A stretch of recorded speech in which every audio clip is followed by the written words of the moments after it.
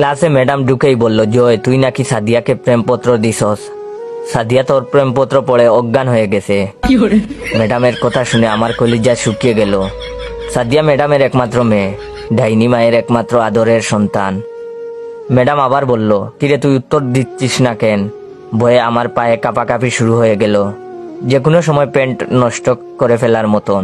জীবনে কখনো ম্যাডামের ক্লাসে পড়া দিয়েছি বলে মনে পড়ে না। ম্যাডাম এমনিতেই আমাকে দেখতে পারে না, তার উপর তার মেয়েকে প্রেমপত্র দিয়েছি, সেটা পড়ে বেচারি অজ্ঞান। ম্যাডাম আমার অবস্থা আজ কি করবে সেটা বুঝার বাকি রইল না।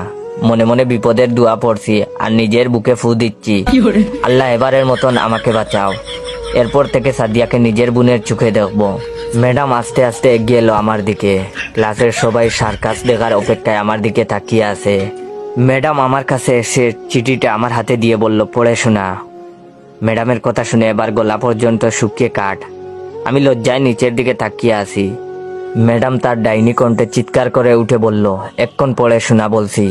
আমি চিঠি হাতে নিয়ে পড়া শুরু করলাম। কলিজার সাদিয়া, কেমন আছো তুমি? জানি তুমি ভালো নেই। তোমার ডাইনি মায়ের 45 মিনিটের ক্লাস আমাদের যে অবস্থা করে, আল্লাহ জানে সারাদিন তোমার ওপর ওই ডাইনিটা কতটা নির্যাতন চালায়। তুমি বললে আমি উনার বিরুদ্ধে মামলা করব। প্রথম দিন তোমাকে দেখেই আমার বুক কেঁপে উঠছিল।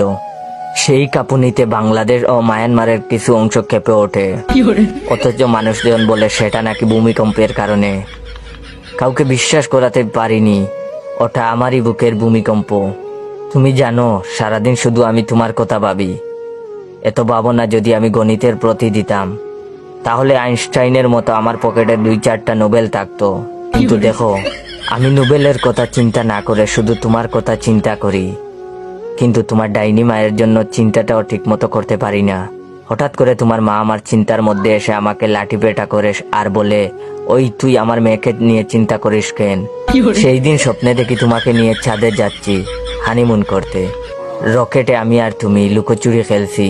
এর মধ্যে কোথা থেকে যেন তোমার মা এসে রকেটের ইঞ্জিন বন্ধ করে দিয়ে বলে, এবার খেলা হবে।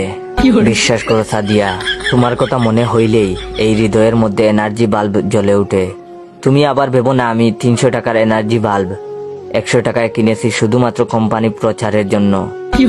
আমি ফিলিপ বাল্বের কথা বলেছি, যা দিবে তোমাকে শতভাগ আলো ও দীর্ঘদিনের গ্যারান্টি। সাদিয়া বিশ্বাস করে এই মানে। হঠাৎ দপাস করে কিছু পড়ে যাওয়ার শব্দ পেলাম। সামনে তাকিয়ে দেখি ম্যাডাম অজ্ঞান হয়ে মাটিতে পড়ে গেছে। সবাই মিলে দৌড়াদৌড়ি করে ম্যাডামকে তুলে ডাক্তার ডাকতে গেলাম। ম্যাডামের জ্ঞান ফিরলে প্রিন্সিপাল ম্যাডাম আমাকে ডেকে পাঠালেন। উনি বললেন, তুমি নাকি ম্যাডামের মেয়ে সাদিয়াকে চিঠি দিয়েছো। কি ছিল সেই চিঠিতে? দেখি চিঠিটা আমাকে দাও। আমি বয়ে বয়ে প্রিন্সিপাল ম্যাডামকে বললাম, আগে এখানে ডাক্তারকে ডাক দেন।